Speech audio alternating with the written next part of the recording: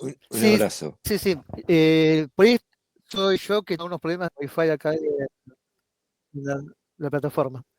Ajá, Bueno, la verdad que bien. es muy interesante, Turco, todo lo que dijiste y como decís, me parece que esto vamos a tener que hacer un ciclo de charlas y porque es, la verdad es muy, muy profundo y muy y cosas que no se escuchan en en la televisión, en los streams que dan, en los programas, realmente no, no- no- es muy, muy ligero todo lo que uno ve en los medios hoy en día.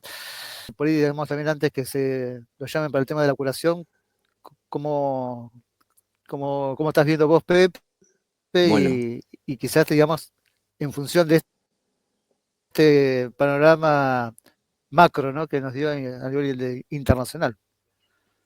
bueno, no, yo para complementar lo de acá el compañero que ilustra muy bien su visión, eh, lo que tengo en la cabeza, así, y además en la visión militante, que la Argentina hizo en el siglo XIX, en el siglo XX, perdón, la desconexión del peronismo del capitalismo global, que es el espacio que no sabe si para desgracia o por suerte disputa la Argentina a nivel internacional, ese capitalismo globalizado, donde uno puede estar conectado a ese capitalismo y ser apéndice, como ha sido la mayoría de los años de la Argentina desde que tuvo su independencia, es decir, estar coordinado con la hegemonía del capitalismo global,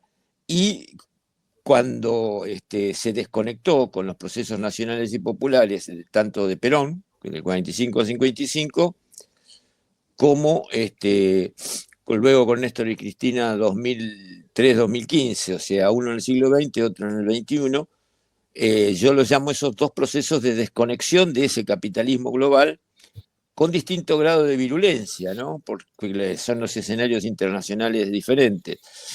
Pero la verdad es que esas desconexiones permitieron a la Argentina su desarrollo industrial, su autonomía para encontrar aliados y intentar hacer, como hizo Perón, el, la posibilidad de tener alianzas por fuera del capitalismo dominante en ese momento.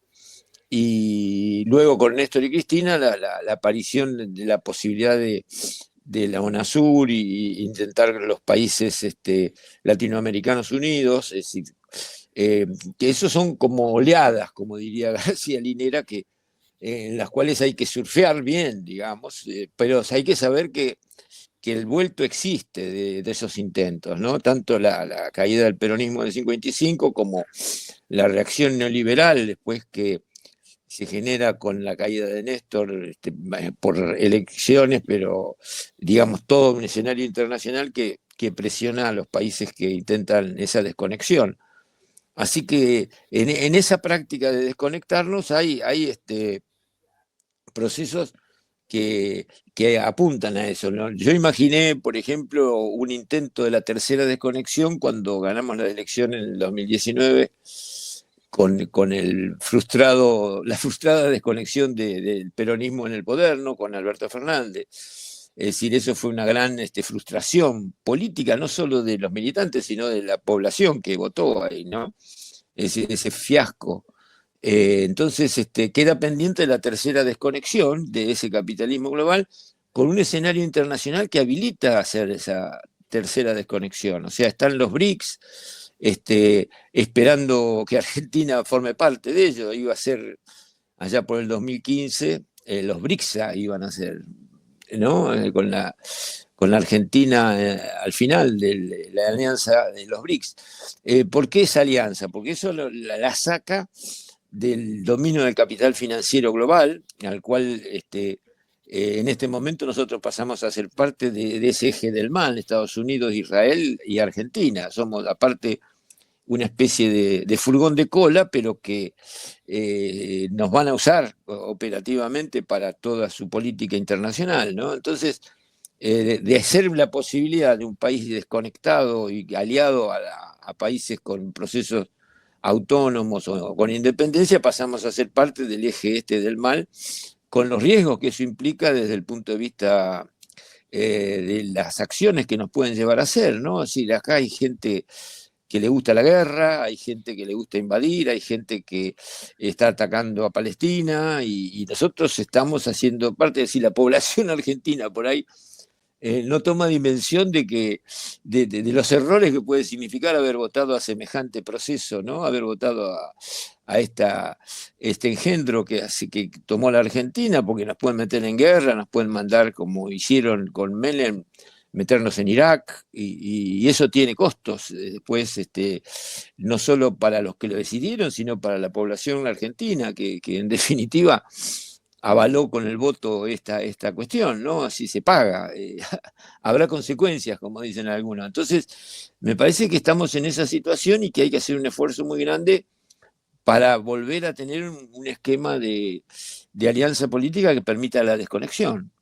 Si la desconexión de este dominio siniestro a nivel mundial, donde uno no puede ser actor pasivo de lo que pueden hacer a nivel internacional. Así que en eso nos van a encontrar y entiendo que los procesos democráticos así electorales no están planteando claramente esta situación de que es necesaria valorar las desconexiones tanto del 45 al 55 como la de Néstor y Cristina del 2003 al 2015 y, digamos, buscar una estructura de alianza política que permita iniciar la tercera desconexión. A mí me parece que ahí hay que poner las fichas y mostrar las debilidades propias, ¿no? Hay que dar una batalla hacia afuera, pero hacia adentro es muy importante la lucha ideológica y política con lo que se supone que son compañeros.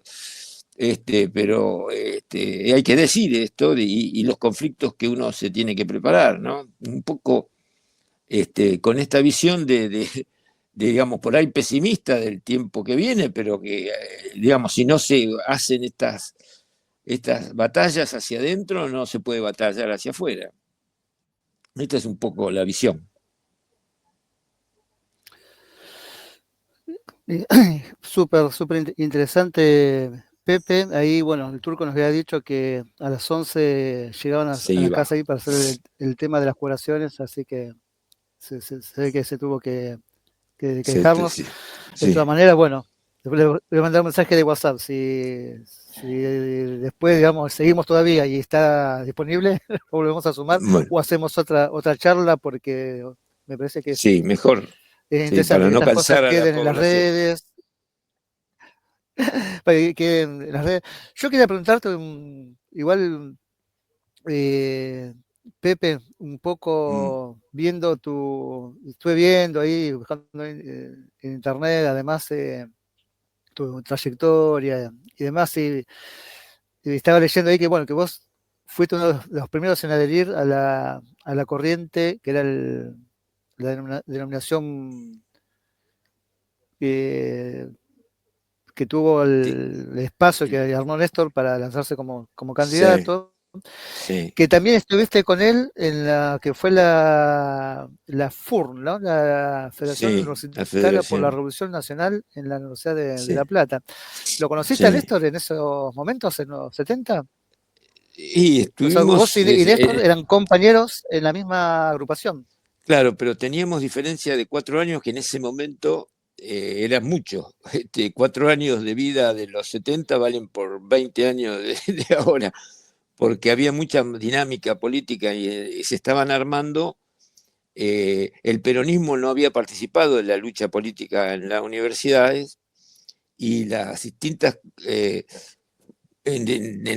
universidades nacionales empezó a aparecer embriones del peronismo con distintos nombres, ¿no? Luego eso se transformó en la JUP más tarde, ¿no? Después del proceso electoral del 73, pero antes esos embriones permitían armar agrupaciones que reivindicábamos el peronismo, porque el peronismo no existía en la universidad, no se daba la batalla del nacionalismo popular, este, como revolucionario, ¿no? La revolución había quedado en manos de una izquierda que desconocía el peronismo. Entonces fue toda una batalla que se dio con los aportes que de alguna manera eh,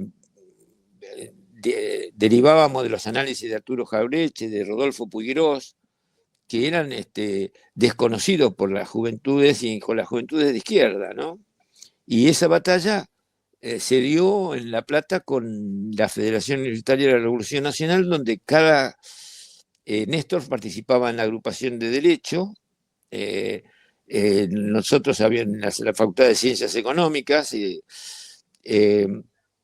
digamos, un recuerdo interesante, por ejemplo, fue, Ajá. si uno googlea para atrás, fue cómo aparecimos nosotros en La Plata cuando fue al Sogaray a dar una conferencia en la Facultad de Ciencias Económicas y se lo echó a los huevazos, ¿no? Fueron las primeras acciones, así, no discutíamos mucho, digamos, en los papeles, también hacíamos acciones, entonces no pudo dar la conferencia, se tuvo que escapar de la facultad, pero eso fue un hecho que nos presentó en sociedad, digamos, y a partir de ahí nunca fuimos solamente diletantes políticos, sino que hacíamos acciones para que nos reconocieran y de hecho con el tiempo apareció el peronismo en la universidad discutiendo ideológicamente tanto a la derecha liberal, ¿no? Y al nacionalismo de derecha liberal, porque había un nacionalismo popular que representaba el peronismo, y la interpretación del peronismo también, ¿no? Porque por la izquierda se lo acusaba de fascismo y demás, y había toda una discusión que dar hacia la izquierda también. Así que bueno, ese fue Pepe, te hago una Sí, pregunta en ese sí, sentido, porque bueno, ya el nombre de esta federación, un poco, digamos, es interesante, ¿no? Verlo en esta época, ¿no? Federación Universitaria por la Revolución Nacional, ¿no? claro, Digamos, porque hoy yo estaba el no me tema, imagino ninguna agrupación del peronismo o del campo nacional popular, digamos, que tome el nombre de revolución, ¿no? Y en ese momento, uno por lo que, digamos, lee, lo que ve, lo que escucha, digamos, de los que fueron protagonistas en ese momento como vos, y era como algo normal, algo común, decir, no llamaba la atención hablar de la revolución como concepto. claro, lo que pasa es que nosotros veníamos No sé de si se estar. entiende dónde voy. Sí, claro, el tema es que ¿por qué lo de la revolución? Porque en realidad veníamos de estar en un proceso con una proscripción que terminó en el año 73. O sea, la generación nuestra, la famosa setentista, no había votado nunca y no había perspectivas de votar tampoco, porque estaba Onganía en el gobierno y se había dicho Onganía en el año 66, 67, que él iba a durar 10 años, o sea, 77, 80, no sabíamos que decir, no había un fin a la dictadura militar. Y la dictadura militar nace en el 55 en función de la proscripción del peronismo y queda totalmente ilegalizada por la proscripción de Perón. Es decir, que esto tiene mucho que ver con lo que está pasando ahora, porque está proscripta Cristina, digamos, hay que hacer Ujú. una analogía en el tiempo sobre lo que significó la Sí. proscripción del peronismo y qué habilitó la proscripción de Perón. Habilitó no solo la lucha política, sino también luchas más radicales, ¿no? Es decir, la lucha armada está habilitada en función de la imposibilidad de que existiera un proceso democrático. Entonces, con la proscripción de su líder. Sí, Y ahora, porque justamente, sí, tonto que te no, escucho, te escucho. un poco es eso, un poco la situación de proscripción no es habrá consecuencias, no es una cuestión, digamos, solamente así en términos de procesos sociales aceptada pacíficamente, digamos. Entonces, cuando se proscribe un líder, se tienen que imaginar las consecuencias de esa proscripción, que ojalá sean pacíficas, pero es una... le pierde la democracia famosa, pierde su estado de virginidad, digamos, y si con esa democracia queda proscripto un líder popular, bueno, muchachos, bánquense lo que venga, digamos. Entonces, esa situación yo creo que no está todavía, no está en discusión en función de que hay una situación reciente de todo lo que está pasando, ¿no? Pero comparando con el pasado, la proscripción del peronismo no fue gratis para la lucha política y creo que la proscripción de Cristina tampoco va a ser gratis. Entonces, es importante recordar lo que pasó con las otras proscripciones para imaginar el escenario político que viene, ¿no?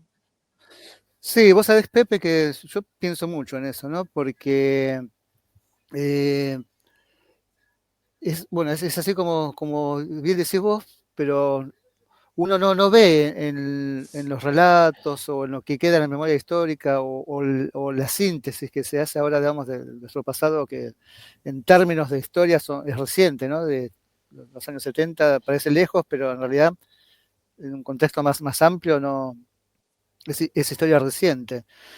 Y, y claro, yo uno lo que no se ve, me parece, y tampoco nos hacemos cargo, ¿no? Como espacio del campo nacional y popular, de que esa lucha en los 70 era una lucha donde había candidatos proscriptos, donde la democracia, en el sentido profundo, amplio de la palabra, no se podía dar, y que también es parte de la historia de Argentina, ¿no?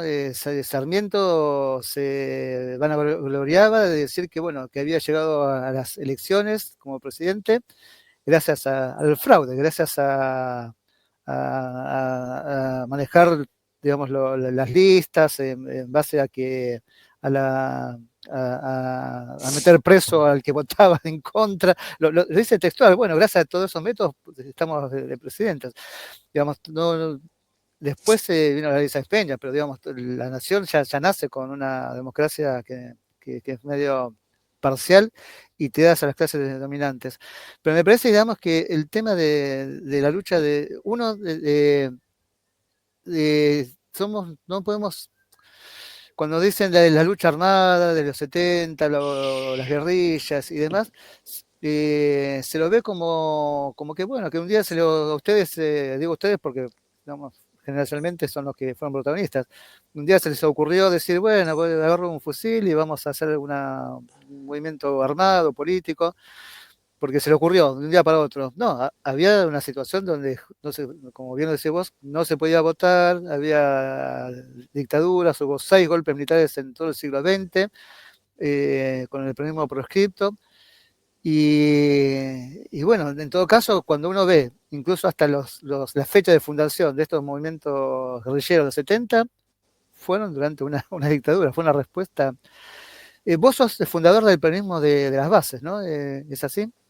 Claro, después, o sea, en la O uno parte de los fundadores. universitaria, pues sí, había en la universidad estaba las federaciones universitarias, que era una lucha política en el ámbito universitario, ¿no? Que es importante porque es un sector que determinaba la movilización callejera y la dinámica de integración a la lucha política de los jóvenes universitarios, pero después había toda una realidad que era el peronismo barrial, el peronismo de la CGT, digamos, cuestiones que todos los que eran o militantes sabíamos que había que dar una lucha política ahí, entonces aparecen también las agrupaciones de base sindicales para disputar el manejo de los sindicatos.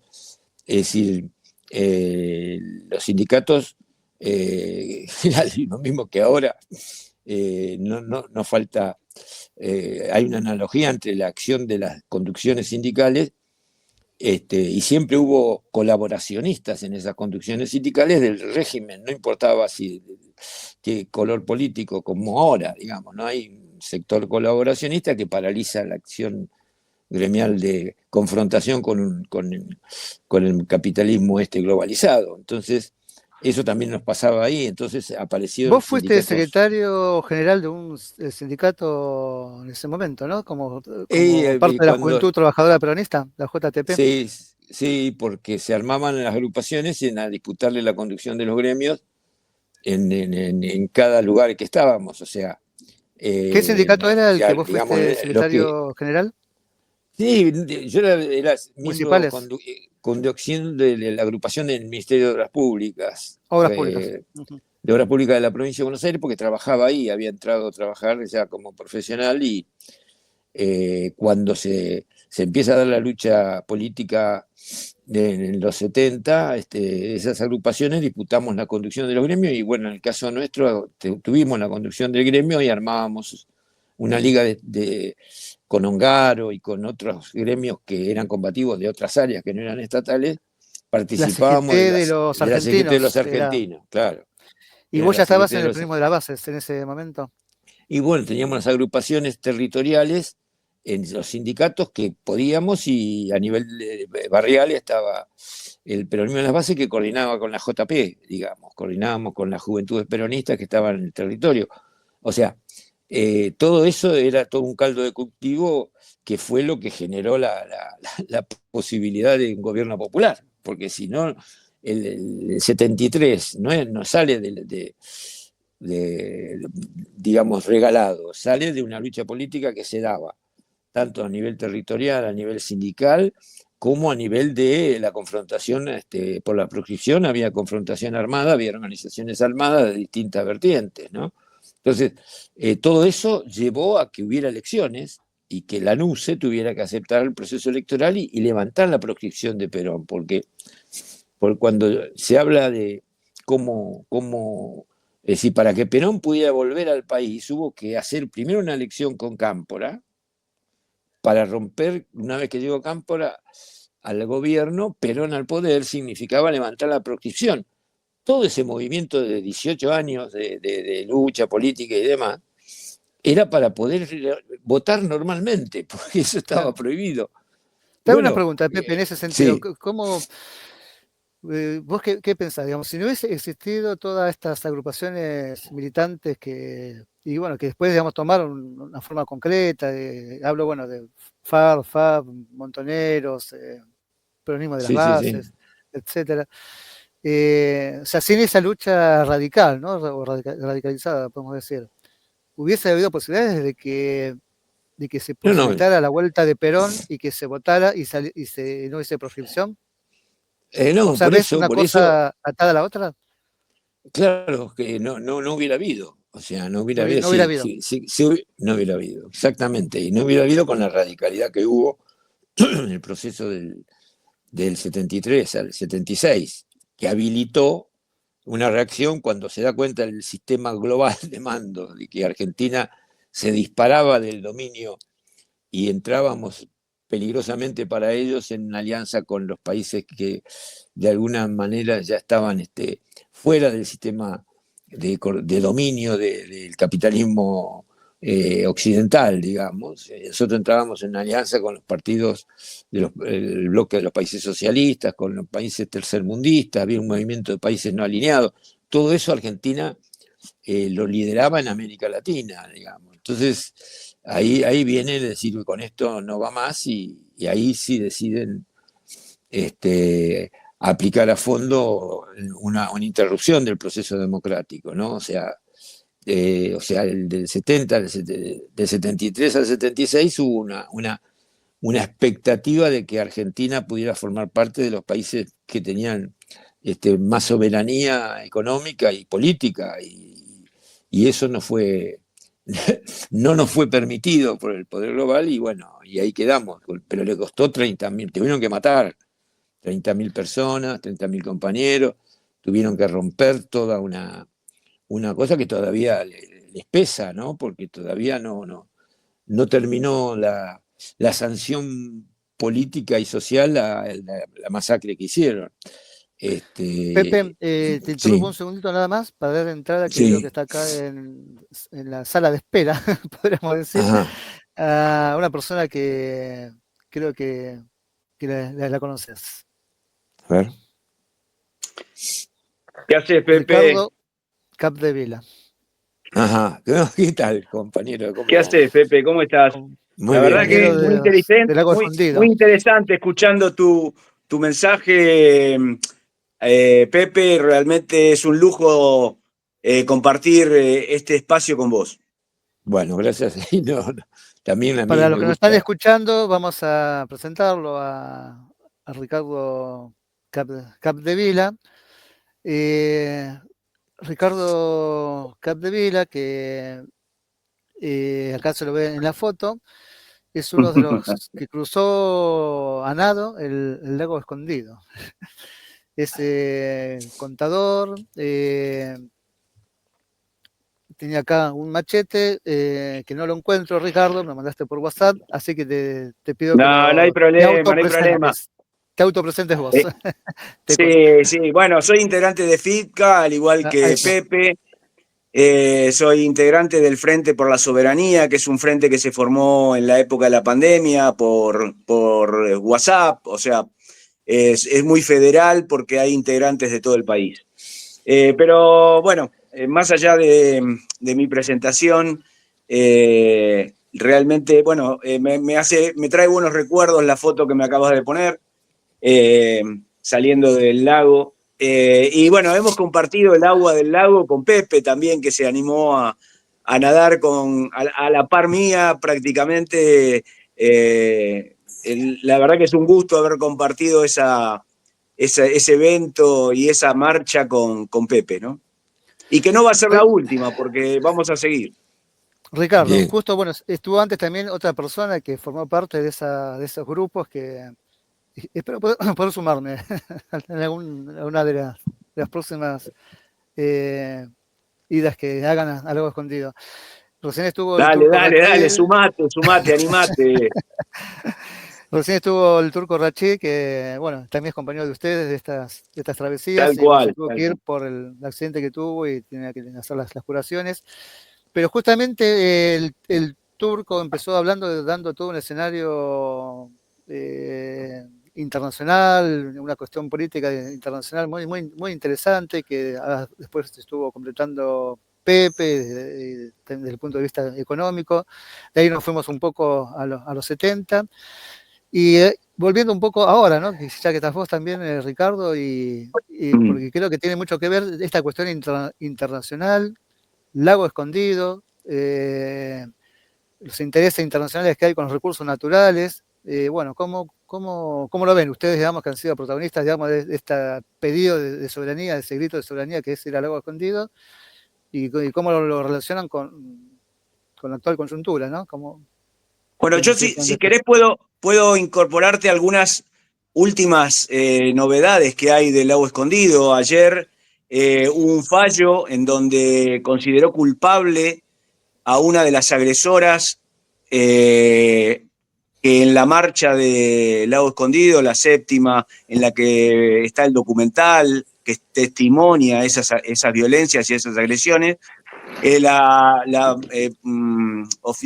agente de policía de Río Negro, ahora no recuerdo el nombre, pero ha sido condenada a 1 año y medio de prisión, que evidentemente no va a ser efectivo, pero es una señal de que todavía algo de justicia hay, y evidentemente otra de las novedades que hay es otros focos de incendio cerca de el portón de Tacuifí, en donde hay en disputa algunas tierras de los Puchi, en donde algunos pobladores están deslegitimando su posesión, con lo cual la respuesta de los Puchi es incendiarlas. Esto se está dando ahora, más allá de los incendios que hubo en vísperas de nuestra octava, novena marcha, que iba a iniciarse en febrero. Posteriormente a eso, en la actualidad está habiendo nuevos incendios. Así que bueno, es una realidad que nos toca vivir, en donde no se sabe si este año en el verano va a estar abierto el camino de montaña, hay una incertidumbre. y que evidentemente eso, más allá de perjudicar a los refugieros, genera mucha incertidumbre en la población, porque hay muchos que dependen de ese camino en su subsistencia económica, pero también las ruralidades están afectadas por un desmanejo del control del AMPRALE, que el control del AMPRALE debería tener un protocolo de antiincendios que desde que se creó no se pudo concebir. Y hay muchos pobladores rurales que están insistiendo hoy con que, aprovechando el cierre del camino de Tacuifí, del camino de montaña, se haga ese protocolo, se formalice ese protocolo para que los incendios que, digamos, se propician para un negocio inmobiliario estén controlados por justamente esa protección del AMPRALE que debería ser efectiva. Entonces, bueno, son todas situaciones que hoy se deberían abordar en una Argentina convulsionada, atacada por el poder real, que evidentemente viene a saquearnos y que hoy lo vivimos con la especulación del dólar, la bicicleta financiera, con el endeudamiento. Hoy vivimos todas esas situaciones para que el saqueo sea menos visible y que la gente se siga conformando con que los números de la inflación, que son mentirosos, estén controlados, o que el dólar no se dispare. Pero realmente la situación de saqueo es mucho más importante. El endeudamiento que nos están generando es mucho más pernicioso para la realidad que vivimos como país. No sé si vieron, Pepe y Ricardo, Sí. y quien quiera, que salió ahora muy reciente, hace un par de días, que el gobierno legalizó una represa, Sí, del lago hidroeléctrica, ¿no? escondido. En realidad le dio la De Lago posesión Escondido. a Lewis Sí. de la posesión a Lewis de una represa hidroeléctrica que está en el lago Escondido, que evidentemente, bueno, en el plan de saqueo, en el plan de... Ahora hablan de que le darían a determinadas personas la ciudadanía por inversión. ¿Qué significa esto? Si hay alguien, un extranjero que viene a invertir al país, le darían la ciudadanía argentina, solamente por venir a invertir. Yo cuando lo escuché digo, bueno, están tratando de legalizar todo el ilícito de Lewis. Lo van a nombrar ciudadano argentino a Lewis para que no sea ilegal la compra de tierras.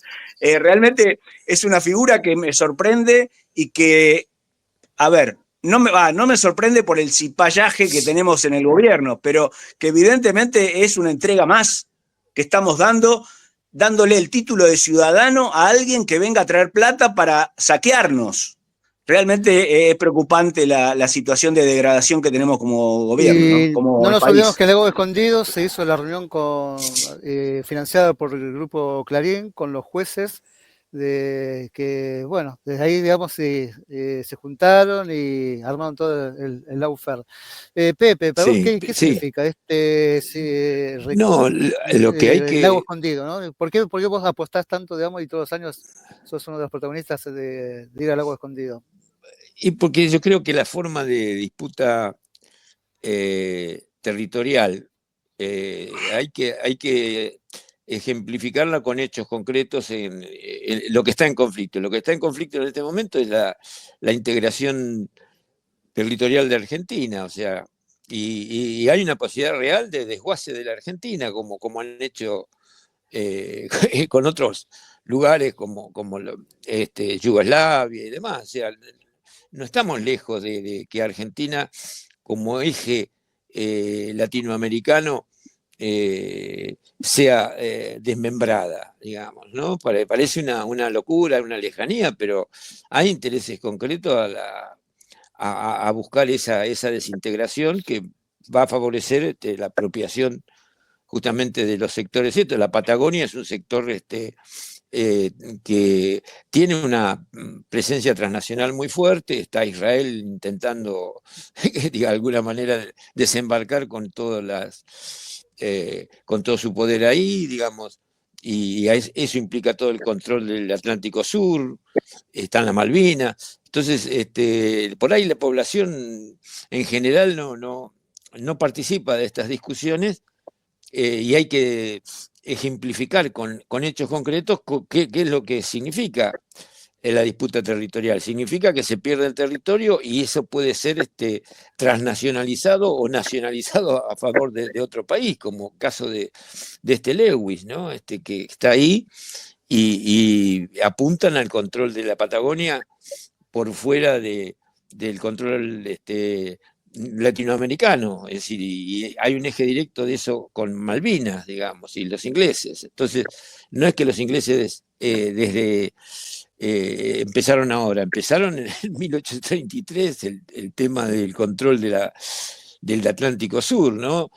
Y por ahí hay que mostrarlo eso para que la dirigencia política, digamos, cualquiera de las otras dirigencias, sindicales o territoriales, entiendan la gravedad del asunto. Entonces, creo que el lago escondido es un hito para mostrar que está en disputa, ¿no? Que no es una cuestión así lejana, sino es concreta, y el control de territorio, es decir, la frontera. Y yo creo que eso hay que ejemplificarlo y convocar a la juventud. Yo creo que la juventud tiene mucho que ver cuando se pueden modificar las relaciones de fuerzas. Y bueno, esa convocatoria y esa utopía de las marchas y demás integra a muchos jóvenes a ver realmente lo que significa la posibilidad de que eso sea transnacionalizado, digamos, ¿no? Así que, bueno, a eso hay que convocar. Sí, a ver, antes estabas un poco volviendo a esta ida y vuelta en el tiempo, ¿no? En el túnel del tiempo, pero lo que era ese concepto limitado de democracia en los 70 y que lleva a una toma de postura de lo que fue la juventud de los 70, y nos hemos quedado en el tema de conceptos que hoy parecen, digamos, que en ese tiempo eran comunes en el relato, en el diálogo, al hablar, que ahora están fuera, digamos, del relato político actual, como revolución, socialismo nacional, y dentro del movimiento peronista en los 70 se hablaba del socialismo nacional, no era una contradicción, o por lo menos eso creo yo, ¿no? Que eso es un poco lo que te quería preguntar, Pepe, ¿no? Si en ese tiempo ser peronista o hablar de socialismo nacional no era algo contradictorio. El tema del socialismo nacional tenía que ver con lo que en la práctica significó el peronismo, donde la centralidad de lo económico lo dirigía el Estado, digamos. O sea, el Estado nacional era el que de alguna manera conducía lo que hoy sería la macro, digamos, pero con criterios rigurosos sobre los beneficiarios. O sea, en el límite del negocio privado estaba puesto en lo que de alguna manera era la justicia social. La justicia social implicaba la participación de los trabajadores, y de hecho la oposición internacional al peronismo no viene por cómo se mostraba que era fascismo y demás, sino viene por las conquistas que se daban los trabajadores y el efecto de contagio que podía generar ese movimiento nacional, que entraba a terciar en el mundo, no solo en América Latina. Estaba Nasser en Egipto, había movimientos nacionales que eran la tercera posición de los países no alineados, ¿no? Hay que acordarse que el cuco con que acusaban a los países que intentaban salir del dominio colonial era que iban a ser sovietizados, iban a ir con Rusia, que era el socialismo, ¿no? Y en realidad los países que hacían procesos de liberación nacional incluían alianzas de clase que no terminaban con la propiedad privada, digamos, quedaban las burguesías, pero nacionales, digamos, no esta transnacionalización del poder como que se está viviendo ahora, cada vez más creciente en el capitalismo, vamos a decir, dominante, ¿no? Estados Unidos, Israel y su núcleo de conducción de los negocios mundiales. Eso ya se disputó en ese momento, del 45 al 55, Argentina hace un proceso, luego viene la resistencia, que dura años la resistencia, y dura estas proscripciones. Yo lo que a mí me interesa resaltar es, por la visión histórica que hay, es que estamos en una situación donde hay proscripción de vuelta y no sabemos cuántos años puede durar esto. Esta es una democracia totalmente condicionada porque hay proscripción. Entonces, no se puede legalizar lo que pasa desde el punto de vista democrático. No existe la democracia cuando hay proscripción de líderes. Así que lo primero que hay que hacer es denunciar que este proceso es falso, es condicionado, y ese condicionamiento le quita legalidad. Esto no es legal. Entonces, te hago un no doble clic ahí, Pepe, en ese concepto, sí, porque sí. yo creo, lo vengo escuchando esto de vos, y creo que sos una de las pocas personas que lo manifiestan, ¿no? Porque ni siquiera, digamos, dentro de las mismas, digo, por ahí los actores más hegemónicos dentro del partido, ¿no? Dentro Sí. del sector, digamos, está la campaña de Cristina Libre, está, etcétera, pero no veo, por ejemplo, bueno, llama la atención que se discute más si las internas, las secciones, las listas, y cuando en realidad lo que tendría que estar en el relato de todo lo de las fracciones, los sectores, digamos, dentro de lo que sea que fuere hoy el peronismo, como se llame, tendría que estar esto que decís vos. Bueno, vamos a asistir a una democracia donde por lo menos una de las referentes más importantes o que tiene mayor posibilidad de caudal de voto, etcétera, y que la gente lo reconoce así, como se vio en aquella marcha, que no puede competir, que ella, digamos, Cristina Kirchner, ella, digamos, puso en su mención, en el C5N, con el gato silvestre, sí, yo quiero ser candidata, a la semana cae la causa para meterla presa, o casualidad. Y veo que, bueno, está bien, la metieron presa, bueno, voy yo, que no está ella, a ver quién va en la tercera, en la primera, cuando lo que tendría que estar en relieve, está bien, vamos a ir a elecciones, pero acá esta es una democracia fraudulenta, es una democracia, hay un fraude Eso, bueno, pero nadie lo dice. algunos lo estamos diciendo, esto no es legítimo. Sí. Si no es legítimo, significa que va a ser cuestionado. Y todo lo que pase va a ser cuestionado, en el sentido de todo lo que pase implica, por ejemplo, reconocer la deuda externa. Todo digamos, ya han salido documentos de los bloques de senadores y demás diciendo que es totalmente no reconocible los acuerdos que están de la deuda, que se van a discutir y se va a discutir el pago. O sea, es más, Cristina de alguna manera adelantó una posición y se va a reconocer solo lo que de alguna manera legalmente correspondía endeudarse, de acuerdo a los acuerdos internacionales, que es lo que el fondo, digamos, no debería haber aceptado todo el incremento de la deuda de Macri y la actual. Creo que no alcanzan a 2.000, 3.000 millones lo que se podía aceptar nada más. Toda esta ficción, hay que decir fue contra el estatuto mismo del Fondo Monetario. Del fondo. Y bueno, pues toda esta ficción no va a ser reconocida, por lo menos por los sectores que de alguna manera formamos parte del peronismo y que daremos una lucha hacia afuera para decir que esto es todo ilegítimo, ilegal, y hacia adentro para convencer a los que son muy tibios o andan especulando con sobrevivir, como también existió en la década de los 50, 60, un peronismo, vamos a decir, complaciente o colaboracionista, que hubo que derrotarlo también en la lucha interna para poder hacer en los procesos que luego fueron conduciendo a intentar una desconexión y una recuperación de los derechos populares. Así que esto está pasando. ¿Sos optimista en ese sentido, Pepe? Y yo creo que sí, yo creo que falta un poco dar una pelea más direccionada a convocar a la utopía juvenil, digamos, que lo que si uno ve la disputa no aparecen los sectores juveniles claramente, pero hay una base muy fuerte que es muy difícil que digamos puedan negar cuando vengan los sectores ligados, para citar un ejemplo, los de Ofelia, que esta chica que aparece como la más joven ¿no?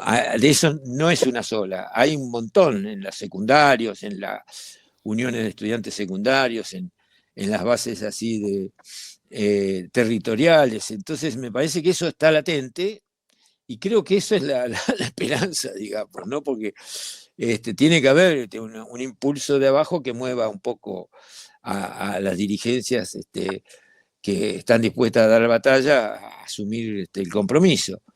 Así que me parece que estamos en esa situación. Estamos en una situación de generación de una disputa que va a ser fuerte porque la derecha transnacional y el dominio del mundo que está teniendo Estados Unidos e Israel lo tenemos en Argentina como parte muy importante. Entonces la resistencia va a tener que ser muy importante, digamos.